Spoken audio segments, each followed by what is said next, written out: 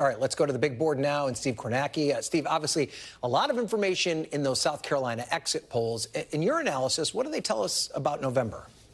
Yeah, I think it really just reinforces some dynamics that we've known for a long time, to be honest. And it's sort of stark when you look.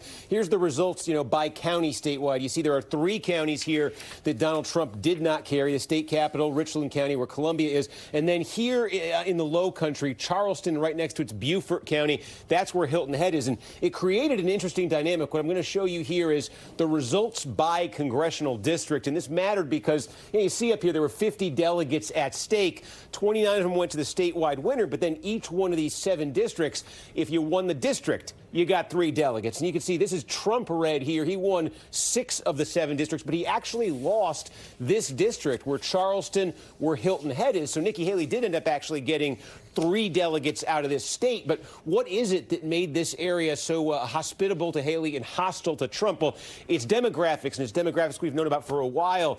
It's an area, the counties here have some of the highest median incomes in South Carolina. In fact, one of the counties in this district has the highest median income in the state. They have among the highest concentrations of voters with college degrees. Again, that's been a Trump-hostile demographic, both in Republican primaries and in general elections. And frankly, especially when you look at Charleston County itself, Charleston County is a county that Donald Trump lost in the November 2020 election to Joe Biden. He won South Carolina easily, but he lost Charleston County. And I think that's a feature we have to keep in mind when we're trying to analyze results from South Carolina or New Hampshire a month ago.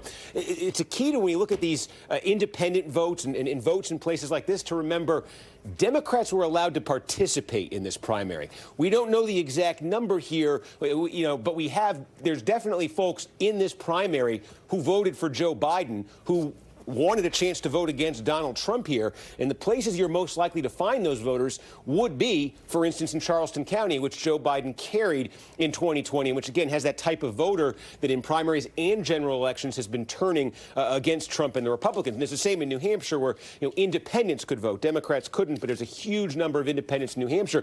And so I think one feature we've seen here in New Hampshire and South Carolina is there's a very, very motivated segment of voter out there, just in general, that is anti-Trump. And it kind of fits demographically what I'm describing here: suburban, college-educated, a bit higher income. It's one of the reasons Democrats have been doing so well in these special elections. They're swamping the polls every chance they get to vote against Donald Trump. And we have the rules like you have in South Carolina, where there is no party registration. Anybody could come out and vote in this primary. I think that probably brought out some voters here who already were planning to vote for Biden and probably did in 2020. And that is the risk for Donald Trump in the general election. Does he get buried too much in suburban areas?